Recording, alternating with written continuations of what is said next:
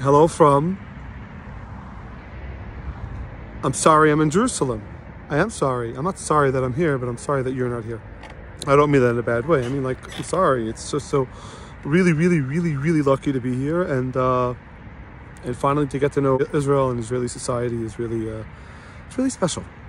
Some people on Instagram and Threads don't love Israel. They don't love. I'm telling you, there's some people. So, the reason I'm doing this video today is something that came up on my feed. Yeah, Facebook. This guy, a friend of mine, your friend, Shulam Dean. He's a writer. He grew up in Skver, whatever. Anyway, everyone knows this stupid story. He's someone that I knew for many years. A friend of mine. Shmuel Boteach decides everyone's his friend. Mia Khalifa, a friend of mine. An article in a website called Shtetl. He posted an article exposing the Orthodox community. And I'm like, yeah, get the fuck over it already. Okay, Shulam Dean, you left the Frum community 15 years ago. And it's not just you. I'm not really talking to you. I'm talking to the whole OTD community that I used to be a part of. It's boring already. It's beyond boring. It's stupid. Now, this is an ironic twist. And I used to be in the front trenches. Yes, in the front trenches with those people when they were going through the hardest of the hardest time. I moved out of Crown Heights. It was like 2008, 2009. So the economy crashed hard. It was 2010, 2011. Those were very difficult to attend. The economy was shit. There was no hope in the air. And you're dealing with a bunch of depressed, depressed Jews that are also separating from their family. So whether their family pushed them away or whether they decided to leave. And those days it was a very big deal to leave Orthodoxy. To stopping from was still a big deal those days. These days it's kind of like, today it's sort of it's par for the course, part of the system. It's not a big deal these days. And I got to know those people, but that was 15 years ago or something. That was, it was basically almost 15 years ago. And you go online and they're still posting the same stupid shit. Like, the Orthodox rabbi said this. I'm like, and I'm living like in Crown Heights, hanging out in Muncie and other places. I'm like, what the hell? Like, seriously, you got to update the story a little bit. And they're talking as if literally they just left the community and they just found out something brand new. And they have this sad-ass website called Shtetl. They post things exposing the Orthodox community. It's so fucking stupid. It's so stupid and like, kind of like lowbrow.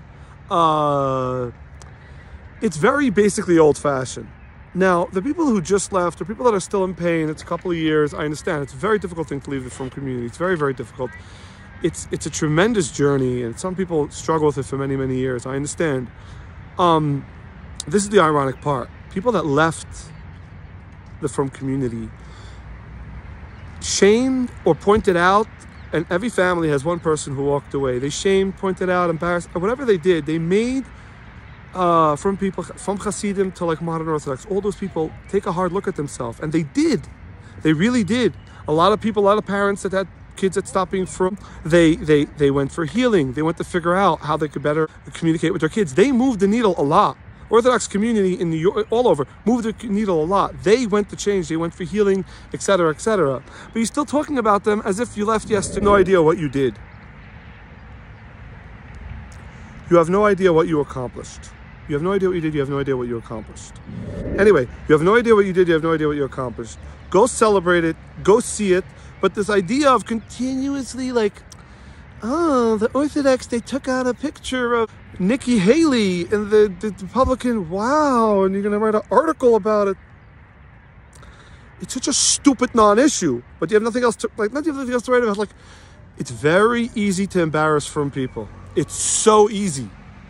Talking about how much healing they went through, talking about the healing process and the fact that they, again, like they say they moved the needle, the fact that they went to change a lot of what they did. To talk about that, that's a difficult art. That you won't write about. No, because you're not here. You don't give a shit about Frum people. You look at Frum people like fucking subhumans. It's disgusting.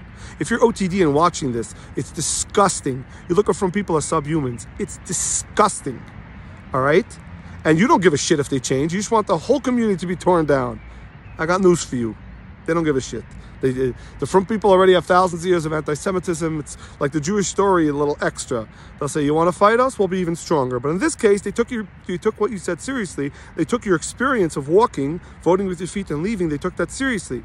And they said, okay, what could we do what could we do to challenge? I have family members that came to me and told me about their own personal journey. And this went on in family after family, and there's so many different types of healings that different people are dealing with. You're in the article trying to embarrass the community. What are you, Gadi Aisha's granddaughter?